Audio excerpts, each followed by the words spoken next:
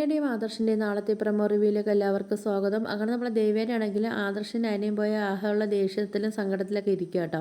അപ്പോഴത്തേക്കും നമ്മളെ ജലജയെടുത്ത് പറയുന്നുണ്ട്, എന്തായാലും എൻ്റെ മോളും മരുമോളും പോയതിൻ്റെ ദേഷ്യത്തിലാണ് ഞാൻ നിൽക്കുന്നത്.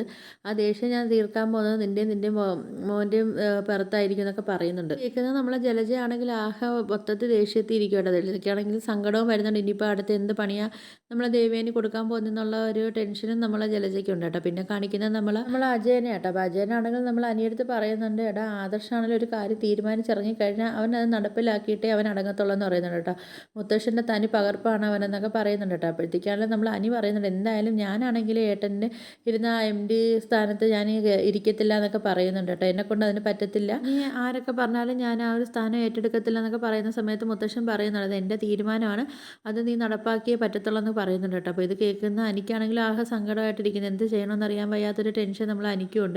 പിന്നെ കാണിക്കുന്നത് നമ്മൾ കനകുന്നുണ്ട്, ആ അഭിയാണെങ്കിൽ കൊണ്ട് സെല്ലിൽ കൊണ്ടിട്ടിട്ട് നല്ല ഇടി അവനിക്ക് കൊടുക്കണമെന്ന് പറയുന്നുണ്ട് കേട്ടോ. അങ്ങനെ സംഭവിച്ചാൽ ഞാനും ഗോവിന്ദേട്ടനും ഒന്നും പറയത്തില്ല, അവനിക്ക് 2 കിട്ടണമെന്നൊക്കെ നമ്മൾ കനക പറയുന്നുണ്ട് കേട്ടോ. പിന്നെ ഇതൊക്കെയാണ് നാളത്തെ പ്രമോയായിട്ട് കാണിച്ചിരിക്കുന്നത്. അപ്പോൾ നിങ്ങൾക്ക് എൻ്റെ വീഡിയോസൊക്കെ ഇഷ്ടപ്പെടുകയാണെങ്കിൽ ഒന്ന് ലൈക്ക് ചെയ്ത് ഷെയർ ചെയ്ത് സബ്സ്ക്രൈബ് ചെയ്ത് ബെല്ലൈക്കൺ എനേബിൾ ചെയ്തൊന്ന് സപ്പോർട്ട് ചെയ്യണേ.